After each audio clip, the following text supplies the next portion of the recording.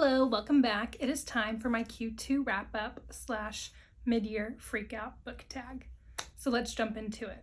Hands down, without any doubt, my favorite is the Live Ship Traders trilogy. We have Ship of Magic, Mad Ship, and Ship of Destiny. This trilogy, it might be my all-time new favorite. I'm obsessed. The characters, the magic, everything was literally just perfection. That being said, it should be no surprise to anyone at all that Mad Ship was my favorite sequel. It was so good, and sometimes books can suffer from like the mid-book slump. Not this one, baby.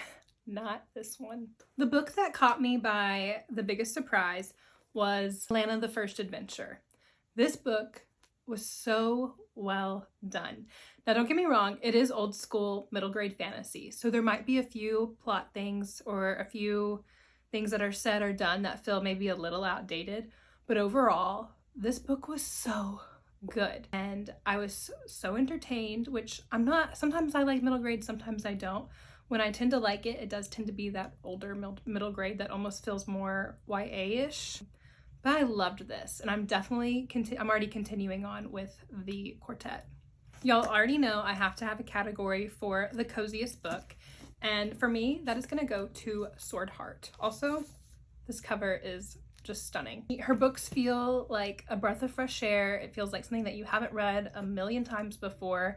They're so entertaining. The cast is always quirky. There's always a sprinkle of horror, and I'm just always in love.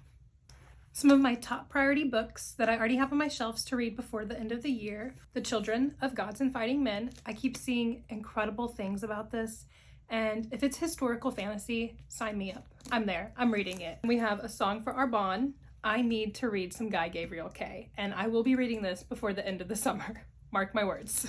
And lastly, my goal is to continue on with series I'm in the middle of and to not take so long in between reading the next book in the series, which I've already kind of failed at, but I really want to read Blade of Fortru and continue on with the Briade Chronicles. My most anticipated upcoming releases for the second half of 2025 are Wild Reverence by Rebecca Ross and The Everlasting by Alex E. Harrow. I have a longer list on my Bookstagram page, but if I had to narrow it down, those would be the two that I am just super pumped for. And my biggest disappointment from Q2 is going to be no surprise to you all, because I have made it very clear my feelings on it, is A Fate Inked in Blood. I no longer own the physical copy because it just was not for me and it needed to go to a new home. Thank you guys for watching, and